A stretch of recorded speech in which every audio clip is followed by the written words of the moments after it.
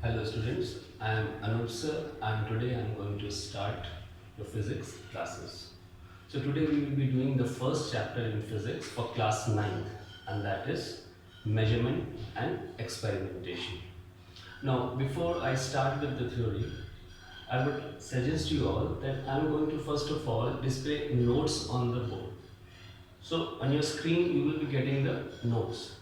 So first of all you note down all these notes in your fair copy, and when I explain those notes it would be better for you all to have that copy in your hand, so that as I explain the notes it will be easier for you to understand it, and then we will do the numericals. So your first step here will be to note down the notes that I am giving to you, and then you come on to the portion where I will do the explanation of the notes.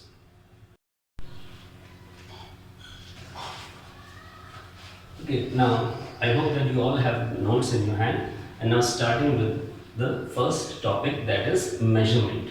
So what given in the note is, what is measurement? It is the process of comparison of a given physical quantity with the known standard quantity of the same nature.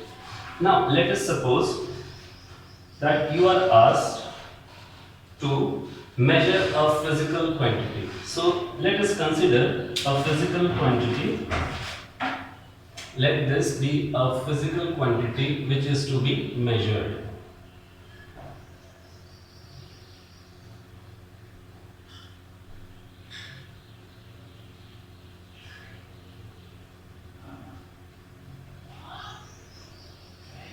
This is the physical quantity which is to be measured.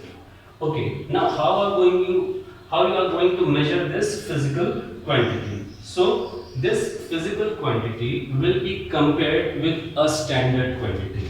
So let there be a constant quantity which is known as the standard.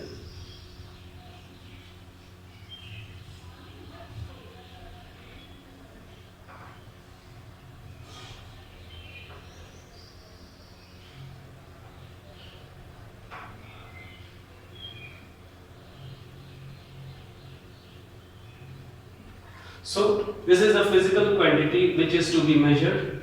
So for measuring this physical quantity, we have considered a constant quantity which we call the standard quantity, and it will be of the same nature. And now we are going to compare how many times this standard quantity can be contained in that physical quantity.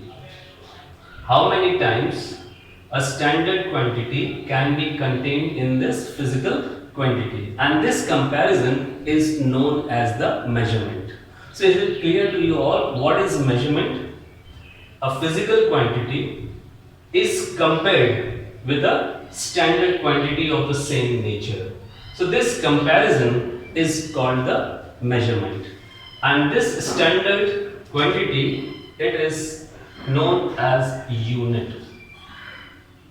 It is known as unit. So let's see what I have given you in the notes. It is given, what is measurement? It is the process of comparison of a physical quantity with the known standard quantity of the same nature, and the standard quantity used to measure the given physical quantity is called the unit. So this is clear to you? A physical quantity, and then we considered a standard quantity of same nature, and then it is compared, this physical quantity is compared with this standard quantity, and this comparison is known as measurement. And the standard quantity that we take to measure this physical quantity, it is called the unit. Okay, then we have the kinds of units. Fundamental unit. So let's see what the fundamental unit is. Is that which is independent of any other unit, or which can neither be changed nor can be related to any other fundamental unit. Example, let us consider the unit for length. Now the unit for length, it is meter. Then let us consider the unit for mass. It is kg. Let us consider the unit for time. It is seconds. Now, these are the fundamental quantities and the units are the fundamental units. Now, these are the fundamental units because they cannot be related with each other. See, meter cannot be converted to this kg cannot be converted to seconds and so on. So, what are the fundamental units? They are independent of each other and they can neither be changed nor be related to any other fundamental unit. We have taken example of 3 fundamental units: meter, kg, seconds. Now these are the fundamental units, and as the definition says, they cannot be related to each other, neither they can be changed to each other. Meter cannot be converted into kg, kg cannot be converted into second, and so on. So such units are called fundamental units. Now what are the derived units? These are those which depend on the fundamental unit or which can be expressed in terms of the fundamental unit. Now let us consider a physical quantity like speed. Now if you write the unit for speed, speed is equal to distance upon time. Then to write the unit of speed, you will use unit of distance and you will use unit of time. So unit of distance you will be using meter and unit of time you will be using seconds. So the unit you got over here, it is the combination of 2 fundamental units. It is the combination of 2 fundamental units. So such units which are derived with the help of fundamental units, such units are called the derived units. So this is clear to you? See, in fundamental units, these units cannot be related, they cannot be converted from one to other. But here, certain units are derived with a combination of the fundamental units. So such units are called the derived units. Like the unit for speed. Speed is equal to distance upon time. So here we are substituting the unit for distance, meter, for time, seconds. So we are getting the combination of 2 fundamental units. So this combination will be known as derived unit. Okay, after this we have system of units. So we have CGS system. In the CGS system, the unit of length is centimeter, mass is grams, and the time is seconds. Then we have the metric system, in which the unit of length is meter, mass is kilogram, and the time is again in seconds. Then we have SI system of units. It is simply an enlarged and modified version of the metric unit. Okay, then in the notes you can see I have given you table. The first table is for the fundamental quantities and their units, which are called the fundamental units. So here I have given you certain fundamental quantities: length, mass, time, temperature, and so on. Along with it, I have given you the unit. So their units are the fundamental units and then their symbol. Then we have the uses of prefix with a unit. Now for expressing large measurements and various small measurements, we use prefixes with the unit. Now let us take an example. Suppose you have to measure the distance, or you have to express the distance of from Lucknow to Delhi. Now you are not going to use a small unit like centimeter or meter. Now we are going to use a unit with a prefix so that we can write it easily. Now suppose the distance from Lucknow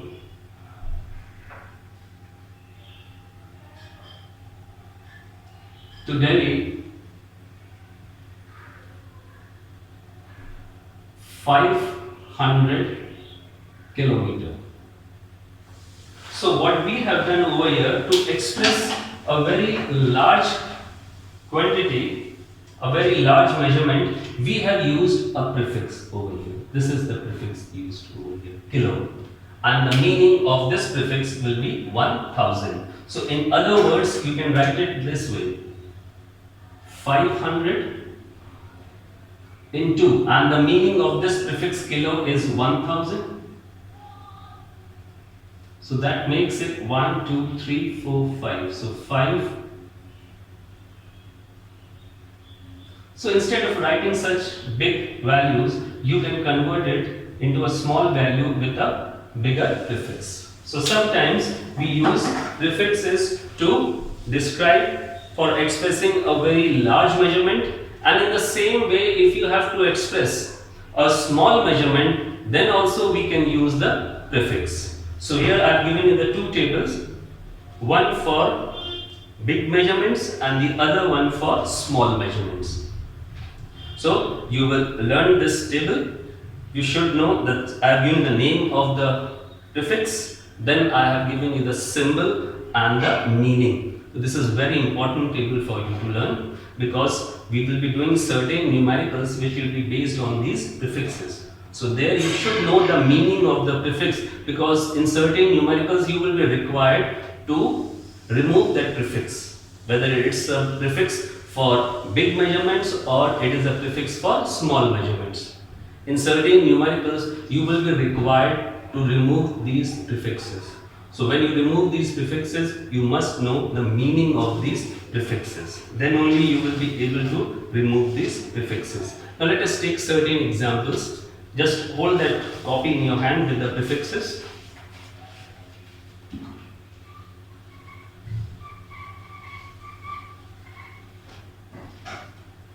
Okay, now I will tell you how you are going to remove these prefixes with certain examples.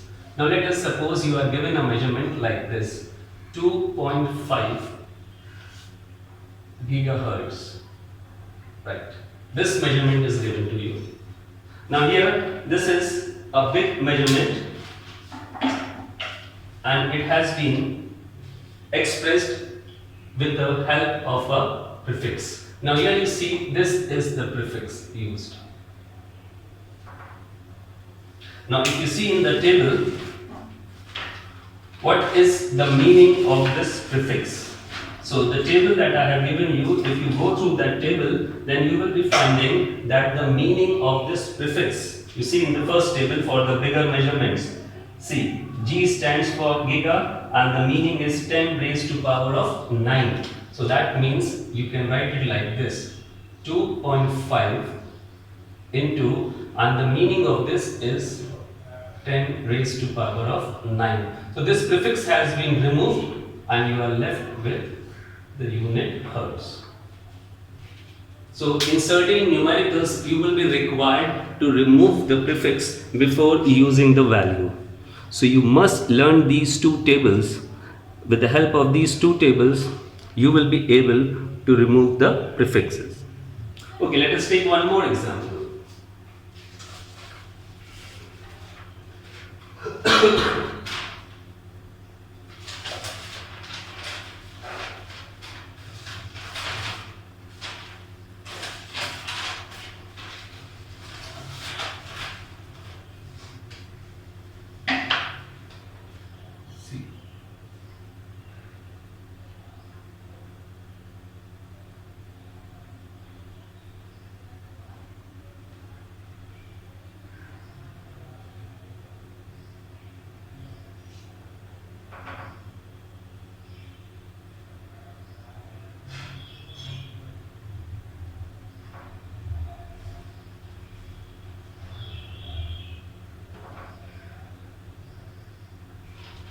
Okay, now let's see in these examples.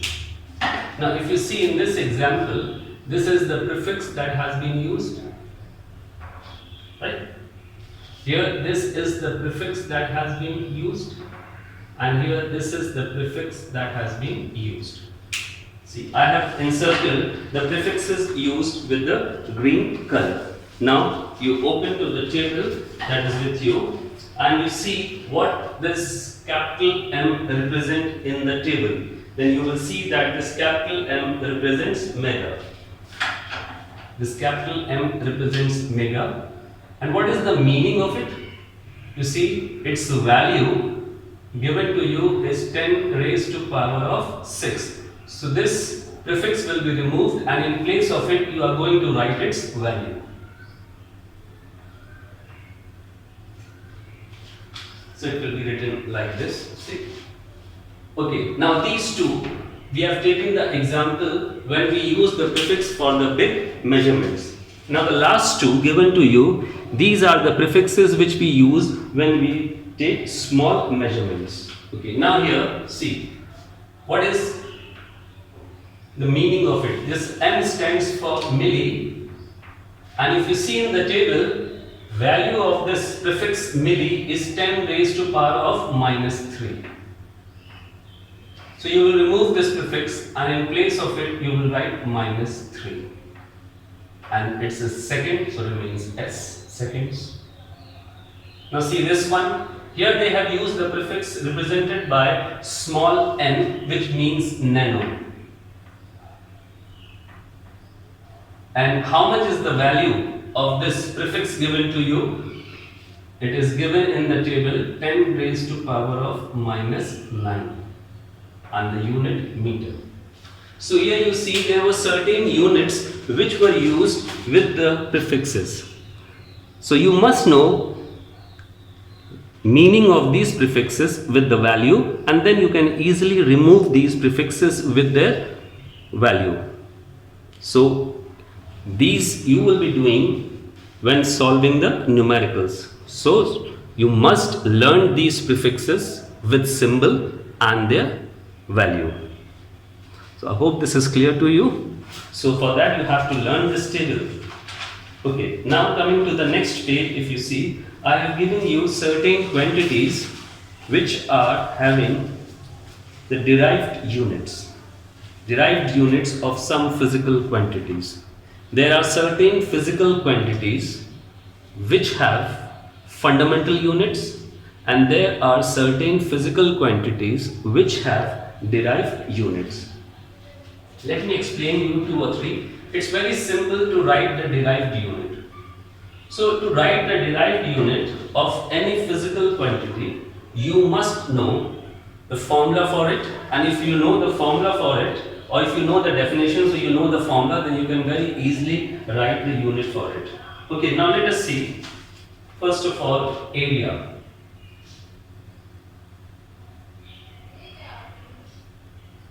Now by the definition of the area, you know it is like, suppose, length into breadth, right? This is the definition for it. We have written area is equal to, as you can see in the table that I have given you, area is length into breadth. Okay, now length to be measured in meter, breadth to be measured in meter. So you can write it like this: meter into meter.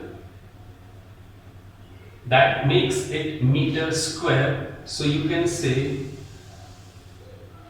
unit for area will be meter square. Now this is not a now this is not a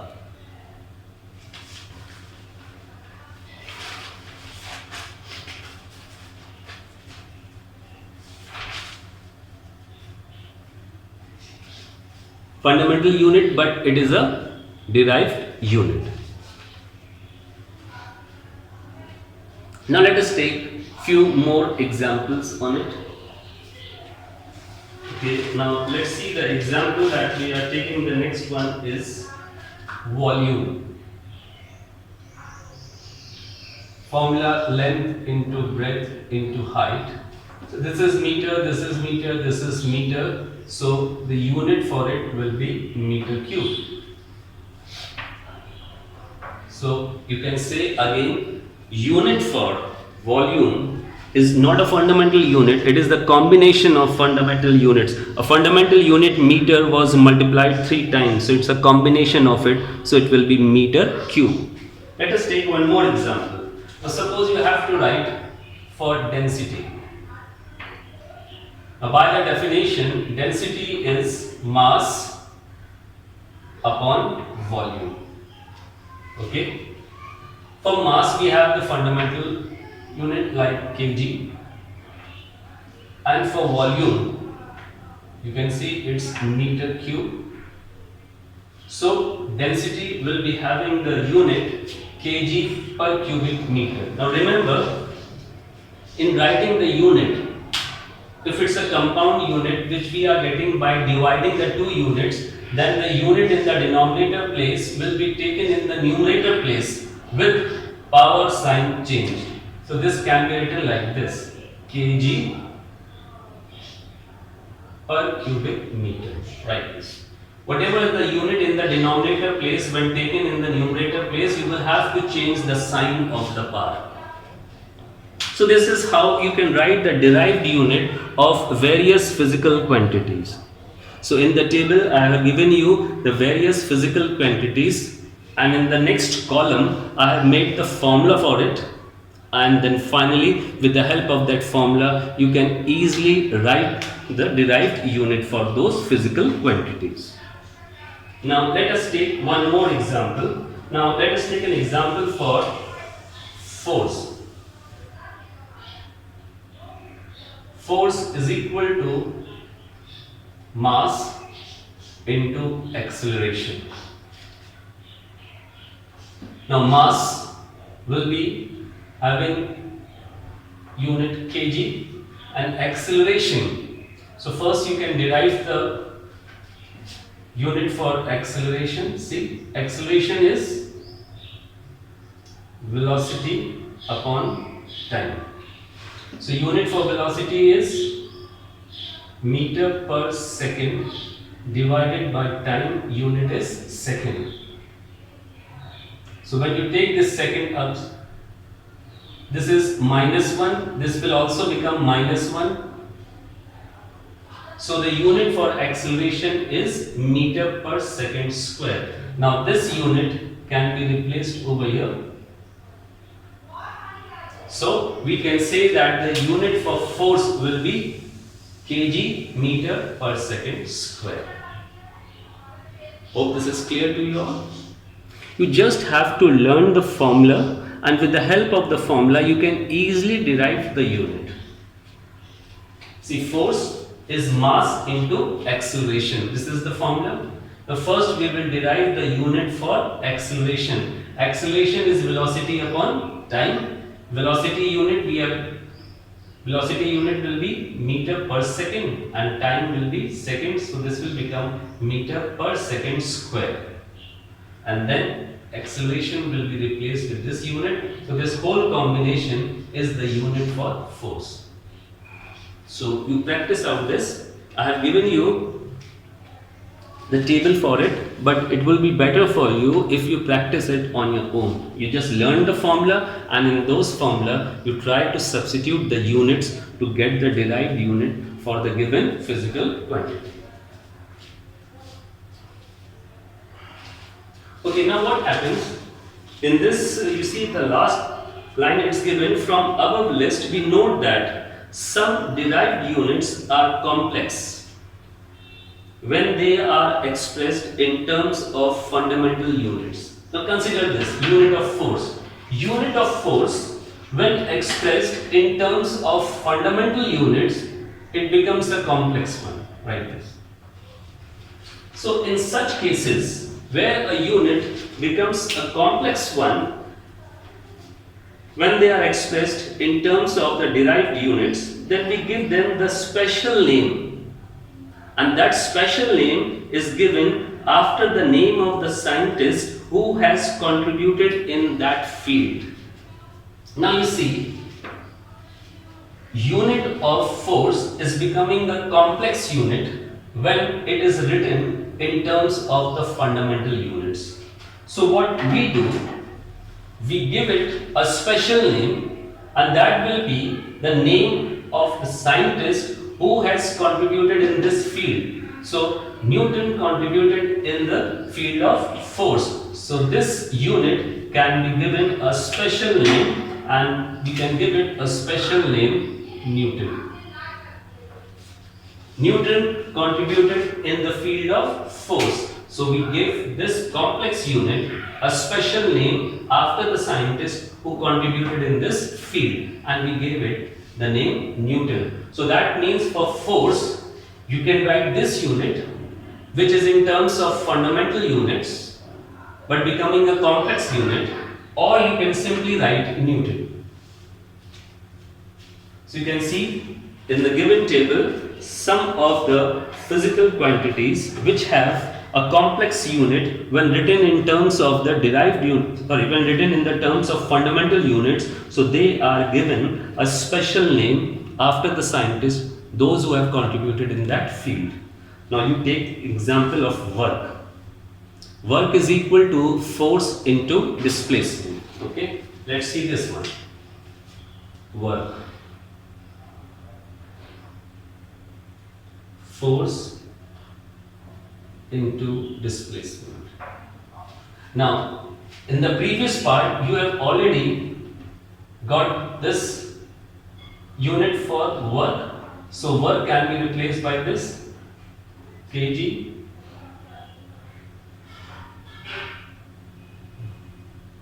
meter. Now this is the unit for force into displacement. Displacement will be in meter. Now when you combine these, kg meter into meter becomes meter square, and this is per second square. So this is the unit for work in terms of fundamental units. So here we have written unit for work in terms of fundamental units, but as it becomes a very complex unit, so what we will be doing, we will be giving it a special name, and that will be after the name of a scientist who has contributed in this field. So Joule contributed in the field of work. So this unit can be given a special name after the scientist, and we can give it a special name Joule. So instead of writing kg meter square per second square, you can simply write Joule. So I hope this is clear to you all, that when we are writing the derived units for some physical quantities, and if they are giving a very complex unit, then in some cases those complex units can be replaced by some special name which will be after the name of a scientist who has contributed in that field. So it will be now better for you if you go through this table and just try to derive the units on your own, knowing the formula. But for that you have to learn the formula, then only you will be able to write it. Now next we have the guidelines for writing the units. There are certain guidelines for writing the units. So see here the first point given to you for writing the unit. The symbol for a unit which is not named after a scientist is written in small letters. For example, symbol for meter. Now meter is not the name of a scientist. So if you are writing a symbol for meter, as I have shown you there, you will be using small alphabet. So for meter, symbol is M and it will be written small m. The next you see for second, again it is not the name of a scientist, so symbol for second will be written small s. The next point says the symbol for a unit which is named after a scientist is written with first letter of his name in capital. See here, suppose you are writing the unit meter. The first point. Now meter is not the name of a scientist, so the symbol for the meter used will be small m. Suppose you are writing second. Again, it is not the name of a scientist, so the symbol for it will be small s. Now what the second point says? Second point says if you are writing a unit which is named after a scientist, then the symbol for that unit will be written with the capital alphabet. See, suppose we are writing unit Newton. It is the name of a scientist. So the symbol for this unit will be capital, not small n, as in was in the previous cases. They were not the name of a scientist, so their symbol is in small alphabets. See, joule. This is also the unit of work, but as it is the name of a scientist, so it, when written in the symbolic form, you have to represent it with capital alphabet. Hope the point 1 and point 2 both are clear to you. The point 1 says if the unit is not named after a scientist, then the symbol for that unit will be small alphabet. But if the unit is named after a scientist, then the symbol for it will be capital alphabet. Hope this is clear to you. First point, second point. Now the third point. Third point says if you are writing the full name of the unit,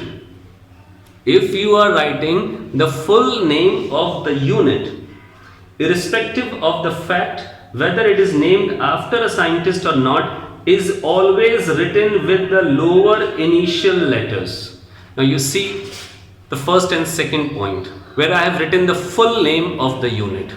So you can see there I have written the full name of the unit, though they were after the name of a scientist, but when we are writing the full name, you have to write them with small alphabets. Writing the full name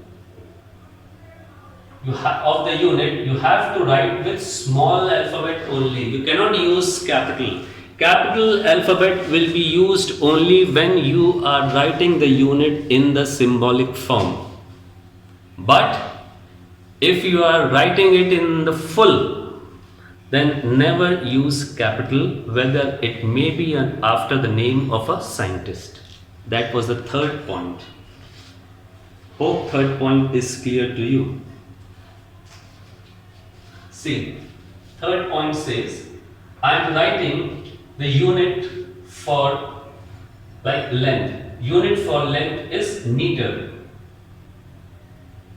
I am going to write the full unit, but with small. Now I am writing the next unit for energy. Unit for energy is joule. But if I am writing the full name, I have to write it with small. So when written full name, whether it is after the name of a scientist or not, you have to write it in small alphabets. Capital alphabets are used only if the units are named after the scientist and you are using the symbolic form. Like the second point, you can see.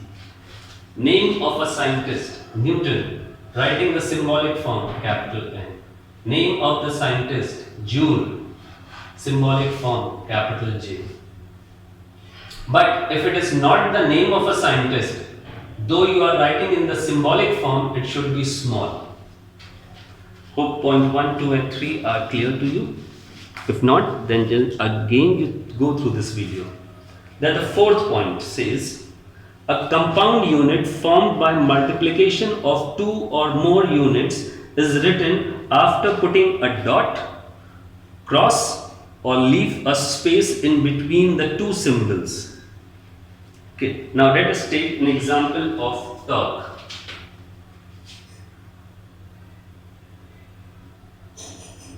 Unit of torque.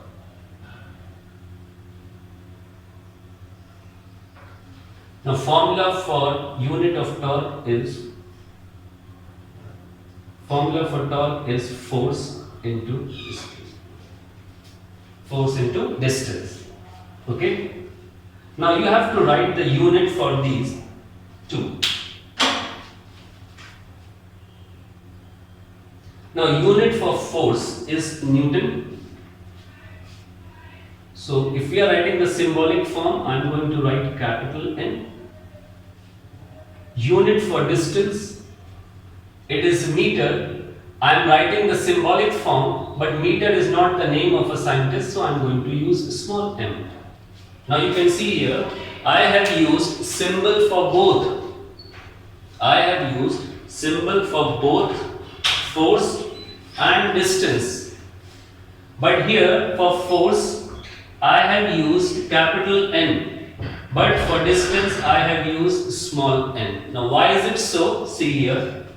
If you are writing the symbolic form of a unit which is named after a scientist, that symbolic should be with the capital letter. And if I am writing the symbolic form for a unit which is not named after a scientist, it should be with small. That was about the third point that I've explained you over here.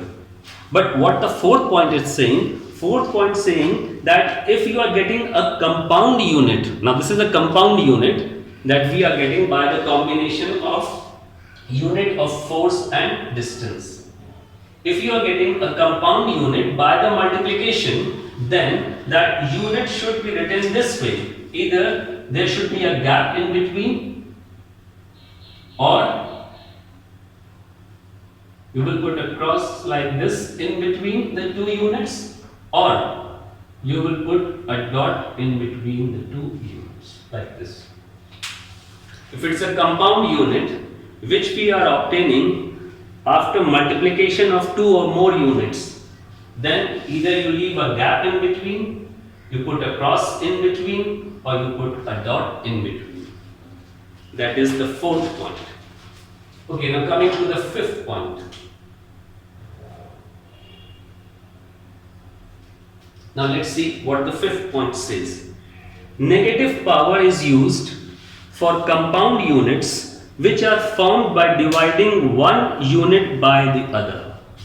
Now suppose you are getting a compound unit by the division. Now here you are getting the compound unit by multiplication. So you have put a cross sign in between, you have left a gap or put a dot. Fifth point says, if you are getting a compound unit by the division, let us take an example of speed. Distance upon time. Now here distance unit is meter, time unit is second. Now you can see here you are getting a compound unit by the division. Here you are getting a compound unit formed by division. Now how to write this? The unit that will be in the division place, it will be placed here in the numerator. The unit which is in the denominator place will be placed in the numerator place, but with negative power. This will be written like this: meter per second with a negative power. Hope this point is clear to you. Let us take one more example in this. Now power, it is work upon time. Unit for work is joule. For time it is seconds. Right? Work unit is joule. Now I am using the symbol for joule, so capital J. For time I am using symbol, but it is not the name of scientist, so small l. Now this is in the denominator place, you will take it up here. Joule per second. It will be written like this. Hope this point is clear to you. Again, then you have to leave a gap in between or put a dot, or that's the fifth point. Now what the sixth point says. A unit in its short form is never written in plural. Now see the example. 10 meters. We have written it in plural, meters. We have written the full name of the unit, so we can write it in plural. But it cannot be written as 10 ms. We cannot use a unit in short form to be in plural.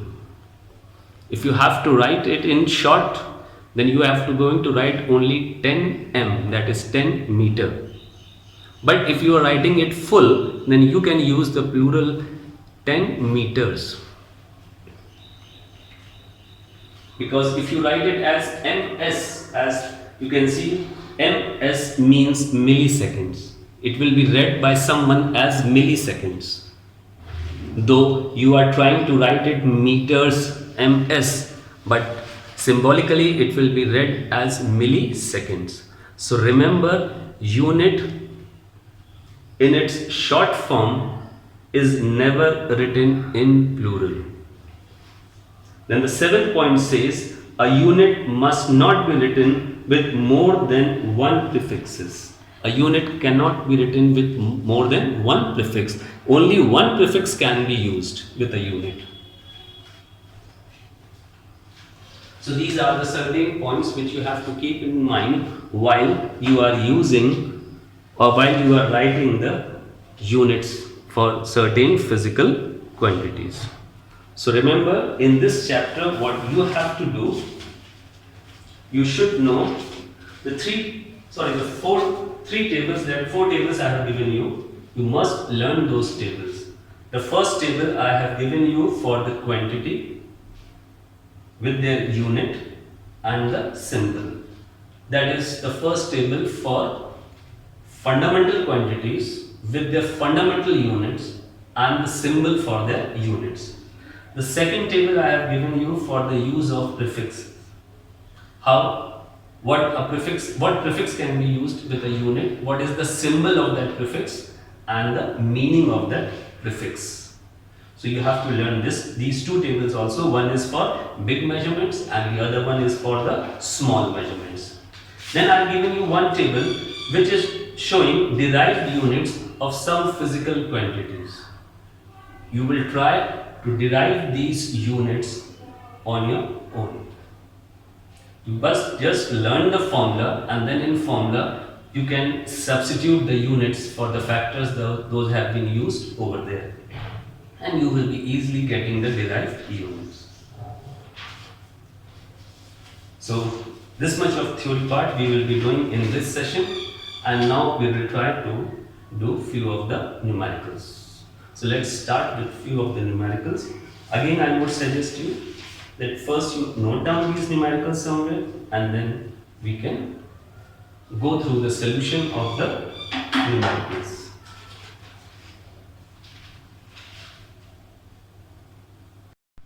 Now see, in this numerical they have given us the wavelength of light in Armstrong given to us, and we have to express it in first meter and then in nanometer. Okay, now let's see how we will be doing this question. Now as you can see here, wavelength of light is in Armstrong. So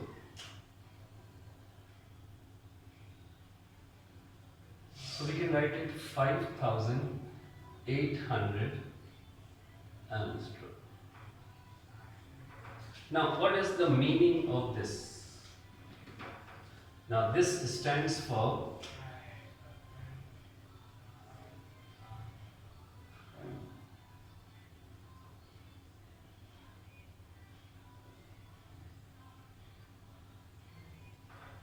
so here this can be replaced by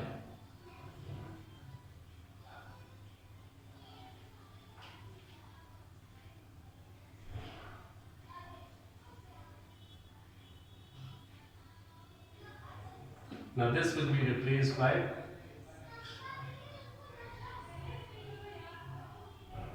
right. Now let's solve this. Now remember, writing it in the scientific notation, there should be only one digit before the decimal. Now in this part you see you have to shift your decimal in between 5 and 8.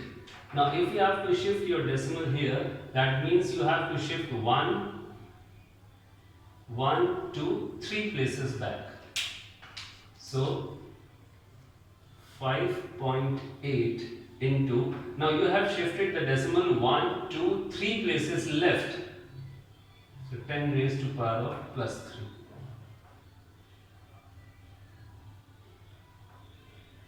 Now remember, whenever we shift the decimal towards the left side, we have to write 10 raised to power of positive power. And if you shift your decimal towards the right side, then you have to write 10 raised to negative power. Remember this.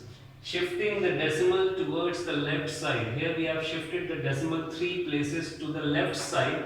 Then you are going to write 10 raised to positive power.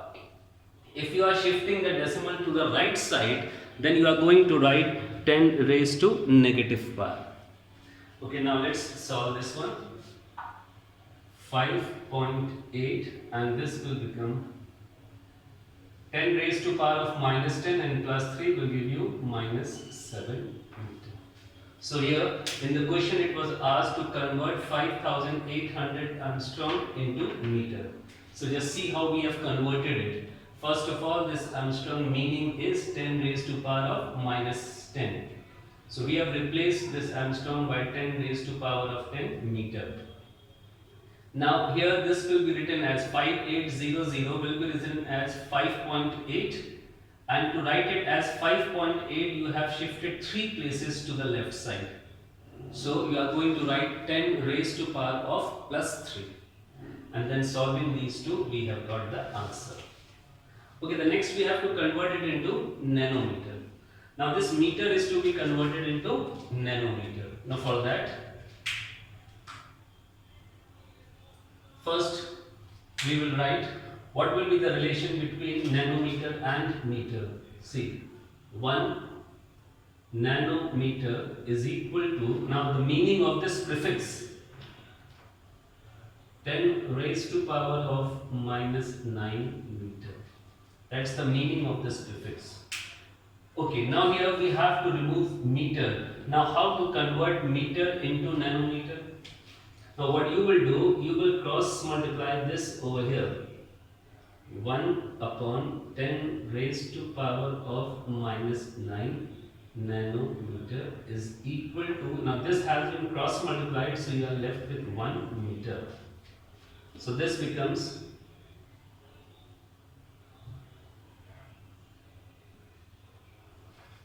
see, just read this one. Relation between nanometer and meter. 1 nanometer.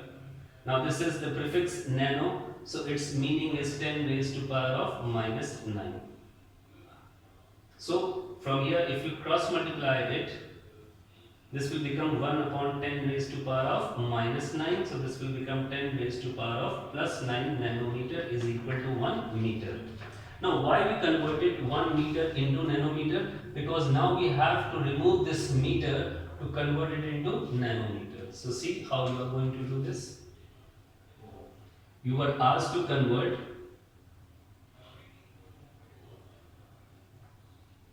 into nanometer. Now first of all you have converted it into meter.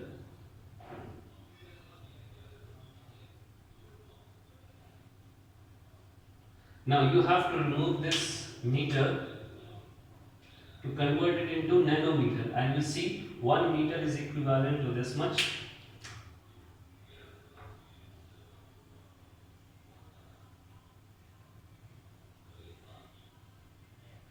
Now this meter will be written as 10 raised to power of 9 nanometer.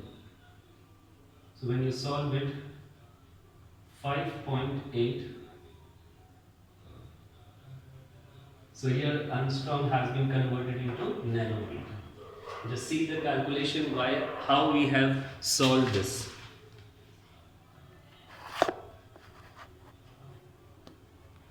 See, in the first part we were to convert Armstrong into meter. So we know that 1 angstrom is equal to 10 raised to power of minus 10 meter. So that means wherever you are getting this angstrom, it can be replaced by this. So here this angstrom was replaced by 10 raised to power of minus 10.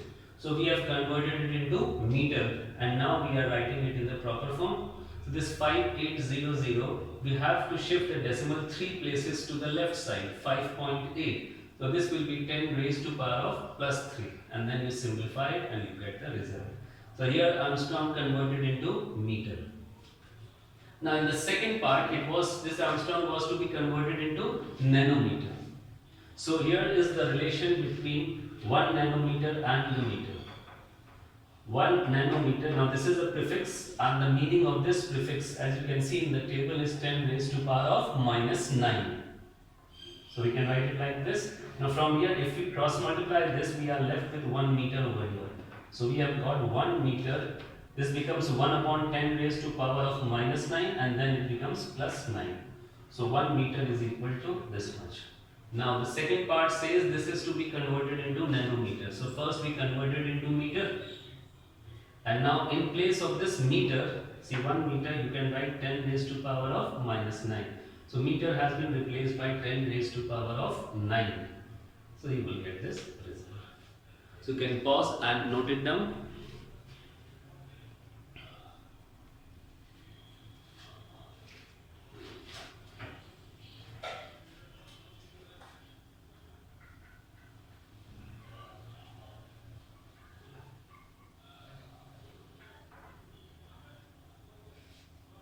Let us see the second numerical. Second numerical is the size of bacteria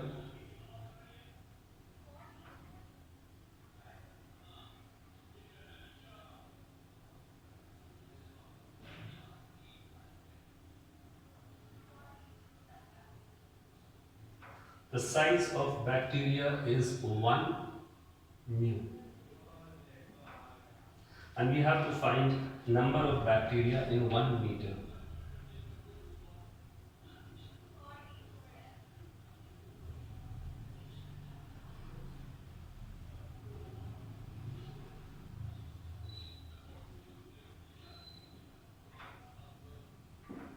Okay, now first of all, let's see what will be the meaning of this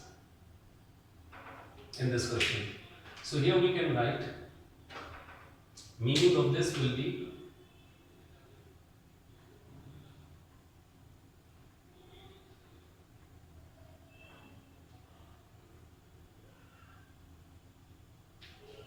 so you can see from the table this will be the meaning of this. Now size of a bacteria is this, or you can say that the size of bacteria is 10 raised to power of minus 6. Instead of this we can write there this. So here we get size of one bacteria. Size of one bacteria is 10 raised to power of minus 6 meter. Now you have to find how many bacteria are there in 1 meter. So here in the reverse order you can write, now this is the size of one bacteria. In the other way you can write 10 raised to power of minus 6 meter contains one bacteria. See, size of one bacteria is this. So in the reverse we can say 10 raised to power of 6 meter contains one bacteria. Now we have to find how many bacteria are there in 1 meter. So what you will do, you will cross multiply it over here and you will get 1 meter contains, you will cross multiply it, it will be 1 upon 10 raised to power of minus 6. That will become 10 raised to power of. Now see in numerical number 3, the wavelength of light is given in nanometer and we have to find its wavelength in angstrom. Okay.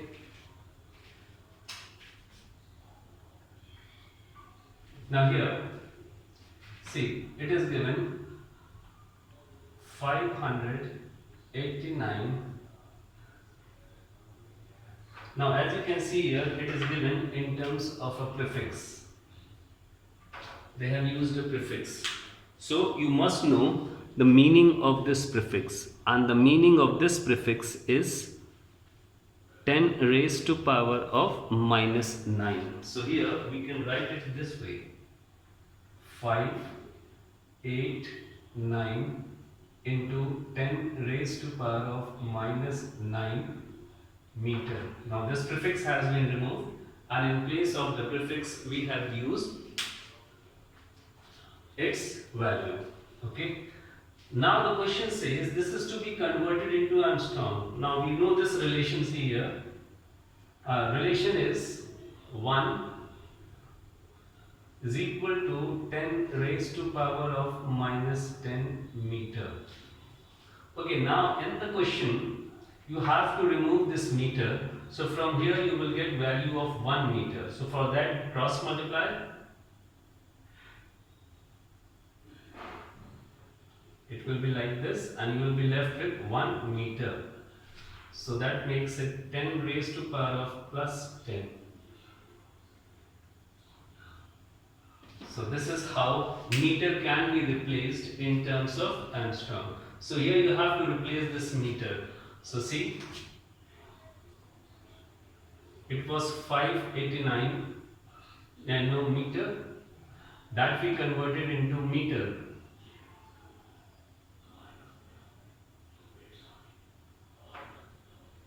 And now from here we can see that this meter can be replaced with this. So let us replace this meter.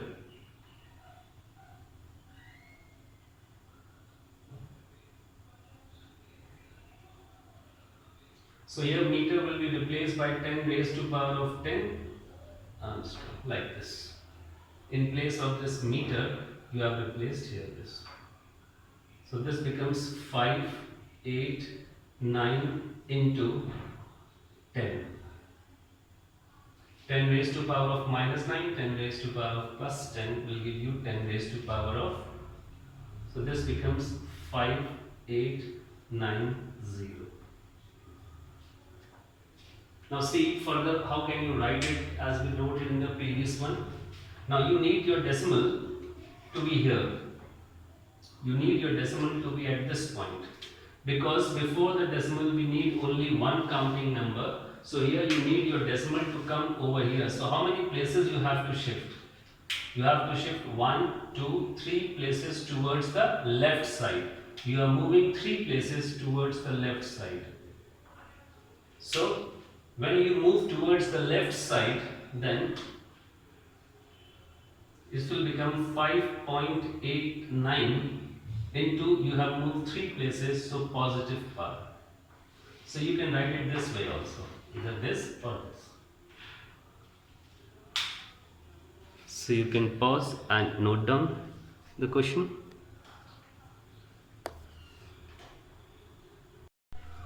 Now see this question, question number 4. The average mass of an atom of uranium is given 3.9, 10 raised to power of minus 25 kg, and you have to find the number of atoms in 1 gram of uranium. Now as you see, this question is similar to the first question that we did. Now here, average mass of an atom is given, and it is given in kg, and you have to find the number of atoms in 1 gram. So our first step will be to convert the mass of one atom given in kg into grams. So let us do that first. So we have mass of one atom, that is equal to 3.9 .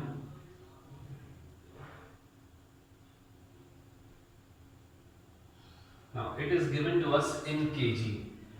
Now in the question we have to find the number of atoms in 1 gram. Now as we have to find the number of atoms in 1 gram, so our first step will be to convert this mass of one atom given in kg into grams. Now how you will convert it into grams? Now here you can see there is a prefix given to you. This is the prefix given to you. And the meaning of this prefix, kilo, is 1000. So we can remove this prefix and write it like this.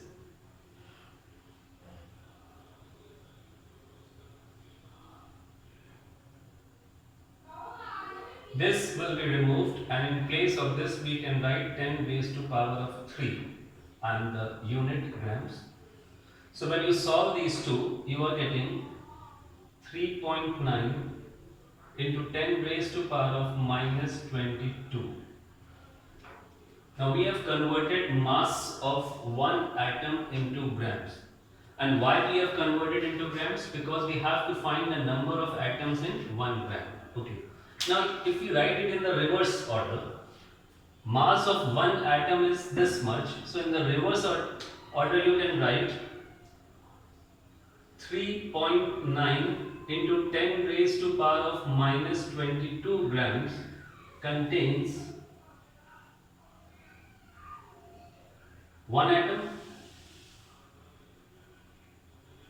Now can it be written like this, the reverse order? Mass of one atom is this much gram, so in the reverse you can write this much gram contains one atom. So let us find how much 1 gram will contain. So you will cross multiply it here and you will be left with 1 gram contains 1 upon 3.9 into 10 raised to power of minus 22 atoms. See, can you like, so 1 gram contains this much of atoms. Now this you have to find. Now let us solve it. See, if you remove the decimal from here, this will become 10 upon 39. See, we have removed the decimal from here and it becomes 10 upon 39. Now this carried over in the numerator place, so plus 22. Oh, this much of calculation is clear to you? Now as the numerator is smaller and the denominator is greater, what you will do, you will take one multiple of 10 from here, and if you give one multiple of 10 to over here, it becomes 10 into 10, that is 100. You give 1 and you will be left with 21. 10 raised to power of 21. You have given 1 to this. One multiple of 10 has been carried over to this, so this becomes 10 into 10. And here 39. Now numerator is greater and denominator is smaller. So now you can do the division. Now you divide it and you will be getting 2.56.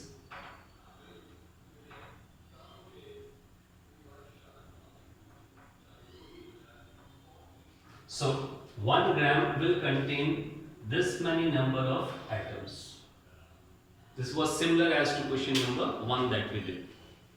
See, mass of one atom was given in kg.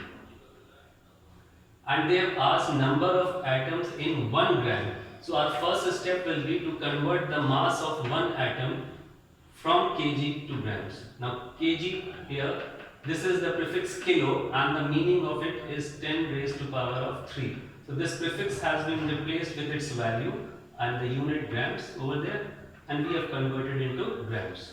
So this statement tells us that mass of one atom is this. In the reverse we can write 3.9 into 10 raised to power of 22 grams contains one atom. So 1 gram, we cross multiply and solve it, so these many number of atoms. So you can pause and note it down.